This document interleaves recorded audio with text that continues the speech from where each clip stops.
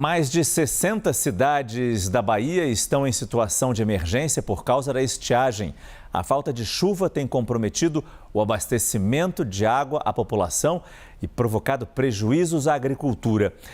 Vamos com as informações do tempo com Marco Antônio Mendes, porque o que chama a atenção é que este deveria já estar sendo, Marco, um período um pouco mais chuvoso na região, né? Boa noite. Oi, Márcio. Boa noite para você e para você que acompanha a gente também. É isso, Márcio. Esse período chuvoso, ele começou lá em outubro, deveria ir até esse mês de abril, mas se esses últimos meses a chuva veio abaixo da média, significa então que a gente vai entrar num período seco, devendo chuva, situação que acaba se complicando bastante. O governo federal reconheceu a situação de emergência em mais de 60 cidades do interior da Bahia, mas outras cidades também enfrentam as consequências da falta de chuva. Até chove, como aconteceu nesses últimos dias, principalmente nesse fim de semana, mas não está sendo suficiente. O governo da Bahia diz que desde 2022 as chuvas vêm caindo abaixo do esperado e isso vem impactando o dia a dia da população. Algumas barragens de abastecimento estão com níveis baixos. A agricultura também vem enfrentando desafios e acumulando prejuízos.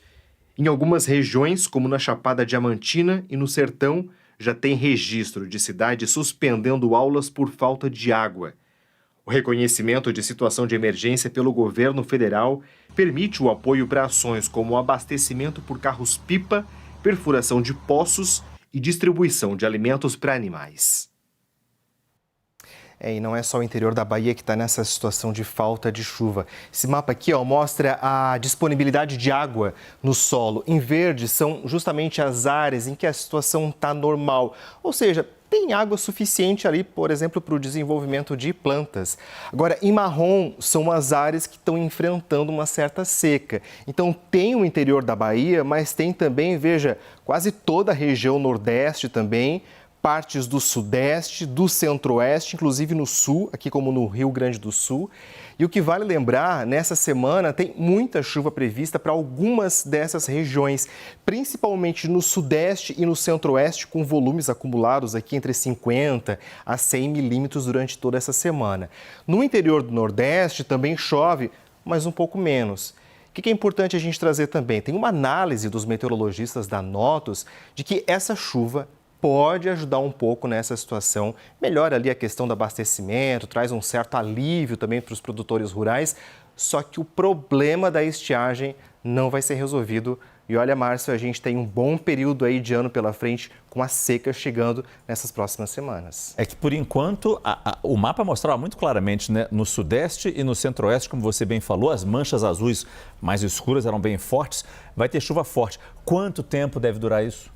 Márcio, a gente tem essa chuva prevista aí pelo menos até o fim dessa semana. Ontem a gente falou, né, queria aí o desafio do sol nesse feriadão. Queremos Páscoa com sol, naturalmente, Eu não né? prometi e não continuo prometendo nada ainda.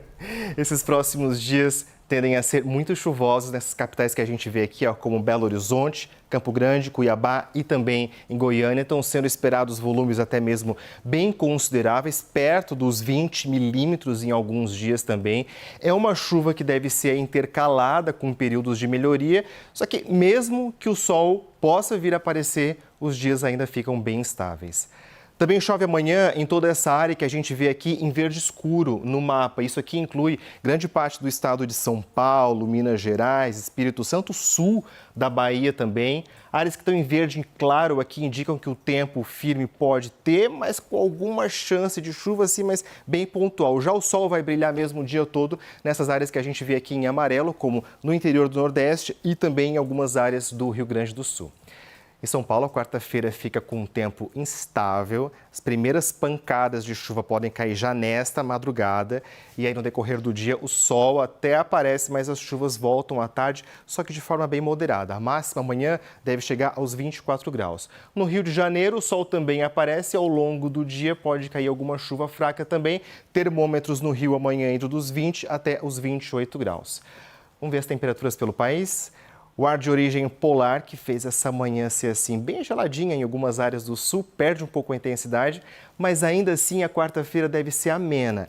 A máxima amanhã em Curitiba deve chegar aos 24 graus. Em Porto Alegre esquenta um pouco mais, pode ir aos 27.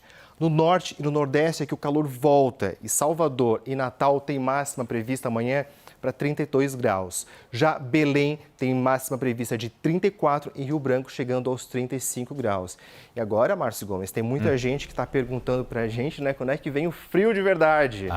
Ó, adiantando, nesse fim de semana as temperaturas já começam a baixar um pouquinho, não vai chegar a ser um frio intenso, mas nesse momento os modelos meteorológicos estão indicando um frio bem intenso. Para a semana que vem, temperaturas baixando bastante. Olha. Então, aí, de repente, no dia 23, mais ou menos, essa massa de ar polar deve chegar e derrubar as temperaturas. Guardem chocolate que sobrar no fim de semana, então, para comer durante a semana com frio, né? Isso, já vai tirando cobertor, casaco por aí, que a gente vai usar semana que vem. Combinação perfeita, comida e frio. Oh, que delícia. Obrigado, Marco É Antônio mais Mendes. bom fim de semana. Quer dizer, bom fim de semana, não, boa noite.